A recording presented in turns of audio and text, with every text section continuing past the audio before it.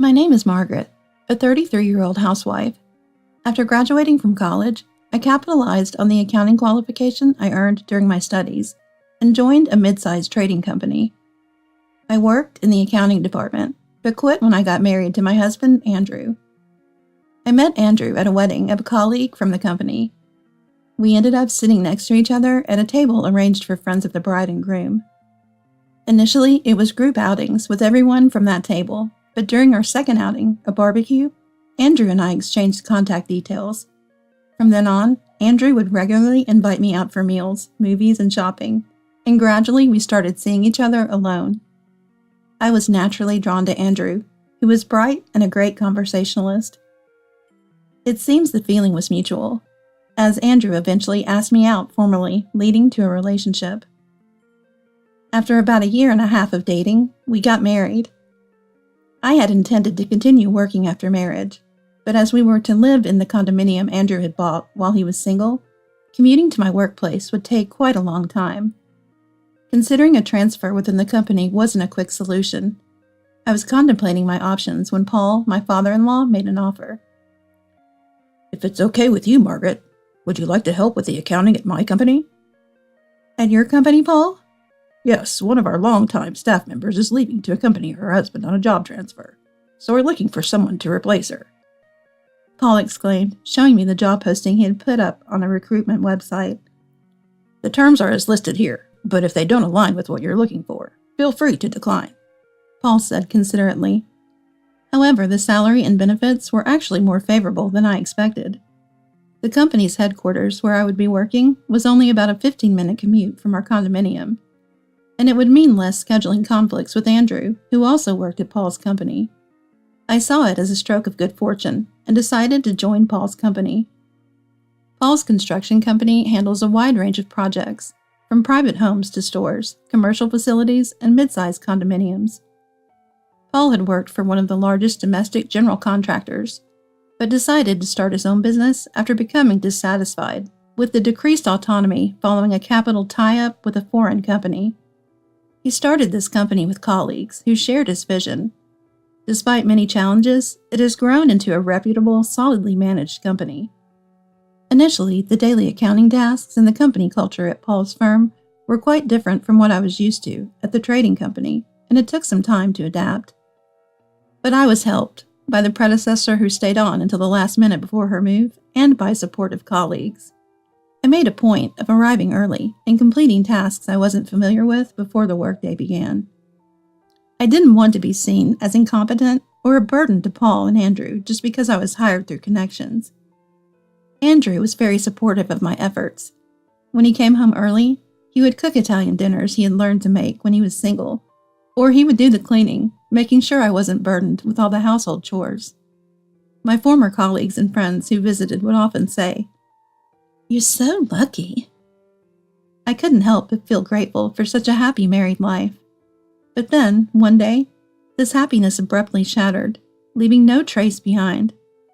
That day, while I was attending a meeting at work, a woman from the General Affairs Department burst into the meeting room in a panic and shouted at me, "The president has been in an accident at a business location. A car is waiting at the service entrance. Hurry to the hospital." I can't quite remember the details of what happened next. It all passed in such a blur. Next thing I knew, I was sitting on a long bench in the hospital corridor, outside the operating room, stroking Andrew's back as he sat next to me. Andrew was trembling slightly, repeating over and over, "Why, Dad? How could something like this happen?" As for my mother-in-law Nancy, sitting opposite us, she seemed too shocked to think, unresponsive to anyone who spoke to her. "What good will it do if I panic now?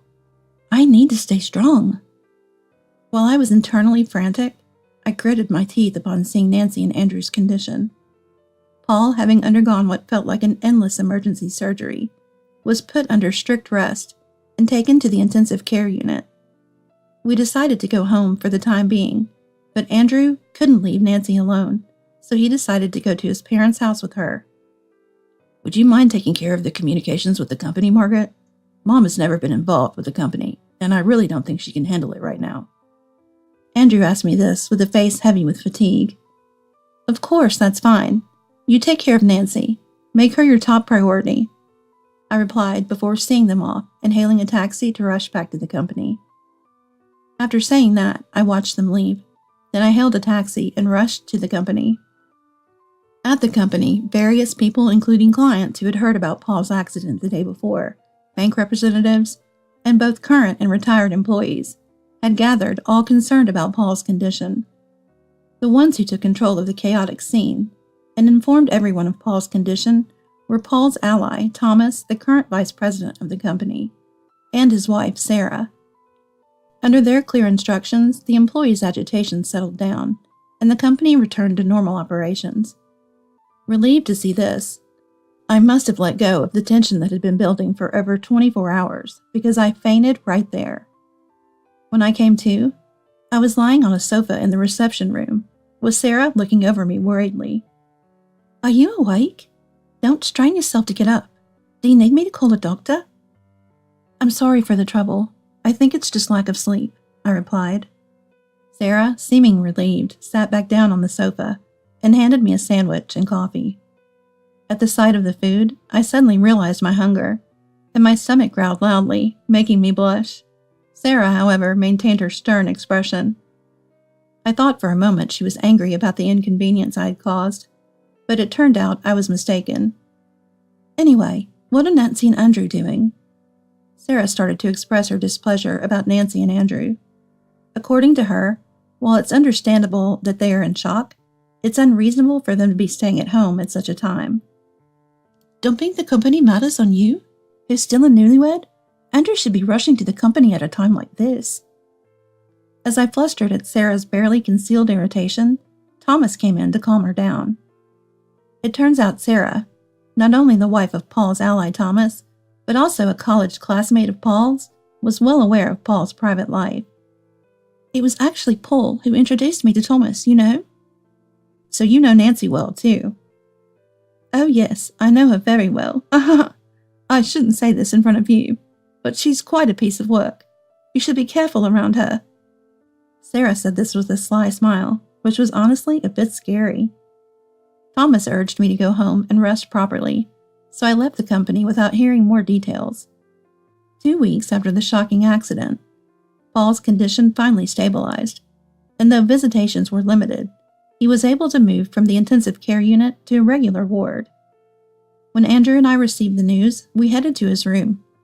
There, Paul lay with numerous tubes attached, a painful sight to behold. My tentative greeting was met with a weak smile and a slow response from Paul. I'm sorry for worrying you so much, Margaret. I'm still a bit groggy from the painkillers. Quite embarrassing, really. I quickly assured Paul that it was all right, but Andrew, sitting heavily on a chair beside him, blurted out. Really? What a hassle. Dad, you get to just lie there? But we're the ones dealing with all the trouble you've caused. He even let out an exaggerated sigh. I couldn't believe he would speak that way to his injured father, but Andrew, thinking I agreed with him, said, Well, we've seen his face now. Done our duty, so let's head back, Margaret. However, I couldn't stop worrying about Paul. In these past 2 weeks, I had vividly witnessed the scheming nature of Nancy that Sarah had hinted at. At the in-laws' house, under the pretext of Nancy's frail health, they had employed a daytime housekeeper, but now she saw an opportunity to use me for free. All household chores and miscellaneous tasks at the in-laws' house fell on me. Moreover, Andrew, suggesting we might as well live at the in-laws' house, moved most of our belongings from the condominium without my consent. This forced cohabitation with the in-laws shattered my image of Nancy as a reserved and kind lady with class. While she sat on the sofa doing nothing, she would nag about dust here, fingerprints there, and criticize me for everything, even saying, "Such a loud and vulgar way to walk. To think you're the wife of my son. It's laughable." At first, I wondered if it was my fault, trying different approaches, but Nancy's snide attitude remained unchanged. So I tried discussing this with Andrew. Can't be helped. After all, there's a big difference between Mom's ideal daughter-in-law and you. And that's what he said. I was taken aback by his sudden revelation. Yeah, she always wanted a young woman, fresh out of college. She said women who've worked in society have too strong opinions and are impudent, tainted by the smell of society. Smell of society? Also, someone who can play piano, ballet, and appreciates art. She said a daughter-in-law, not from the city, would pass on unsophisticated rural DNA to future grandchildren. So, a country-raised woman like me, without cultural skills like piano, and who choose dual income is completely out of the question for Nancy. Yeah, that's about it. But good for you. Being raised in the country, you might have the physical strength for both housework and a job, right? This is a perfect chance to win Mom's approval. A perfect chance, huh? Understanding the reason behind Nancy's attitude didn't ease the strain. Complaints about the taste of my cooking being too country? Or dissatisfaction with how I did the laundry. Constant criticism from morning to night was both physically and mentally draining. But when I brought this up to Andrew, that's something you can solve by respecting Mom more. I'm already busy with the company because of Dad's absence. Don't bother me with trivial matters. His response offered neither resolution nor comfort. During my struggles at the in-laws' house, Paul's injuries healed to some extent. The next issue was his rehabilitation and caregiving during the recovery period. Initially, the prognosis for Paul was pessimistic, but ultimately, while he might not walk independently as before, it seemed 80% of his arm functions could be recovered through rehabilitation. Paul wished to transfer to a rehab hospital for specialized training, but Nancy firmly opposed it. He's coming home first. Rehabilitation can be done commuting from home or through home visits. If he stays in the hospital any longer, people will talk that we can't even take care of our own husband. It'll damage my reputation. She was adamant and wouldn't listen. When I consulted with Paul about this dilemma, I thought of asking Andrew to persuade Nancy. However, Andrew, who had been blindly obedient to Nancy since we moved in, only said, "Mom's right. If Dad stays in the hospital, think of the rumors." There was no changing his mind. Ultimately, it was decided that Paul would recuperate at the in-laws' house after being discharged. Thomas, hearing this, hurriedly arranged for modifications, like a ramp and a bath lift, but Nancy and Andrew opposed them, calling it all unnecessary expenditure. An irritated Thomas retorted, "Even if it was a self-caused accident, there's insurance money. I'm not asking you to pay for everything, so please keep quiet."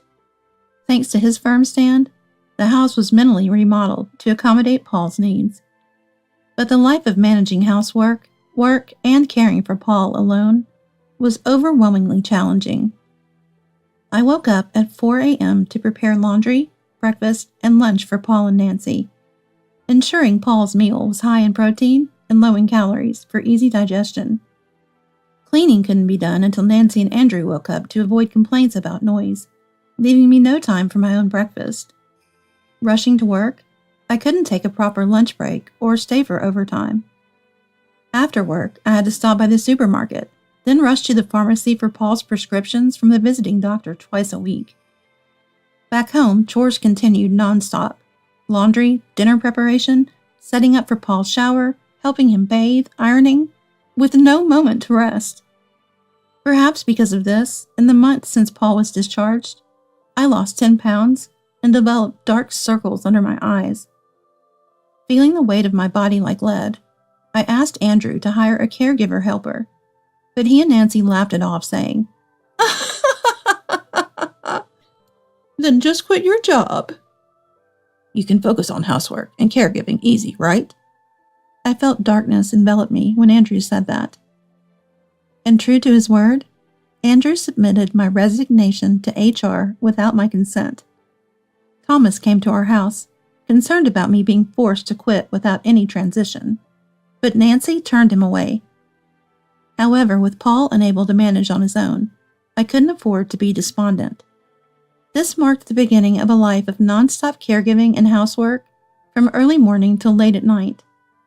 Though Paul tried not to bother me too much, only minimally remodeled, was full of hazards for him, still unaccustomed to his wheelchair. And if I spent time on Paul, Nancy and Andrew would complain about neglected housework. One day, apparently having heard their yelling, Paul asked me worriedly, "It seems Nancy and Andrew are saying terrible things to you. Are you okay?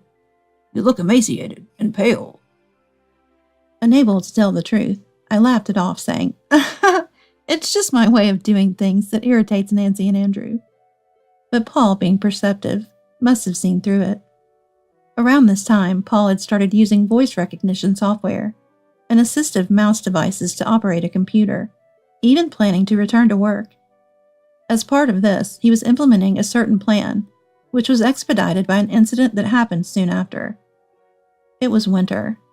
The city corners twinkled with Christmas lights, a world apart from my daily grind of chores and caregiving. Then, on the 30th, as the year was drawing to a close, Andrew came home from work, and together with Nancy, announced something shocking. "We're going to Australia tomorrow." "Australia? What do you mean?" "I can't stand the cold in winter. So, I thought, why not relax and refresh with Andrew? Watching the sea in Australia."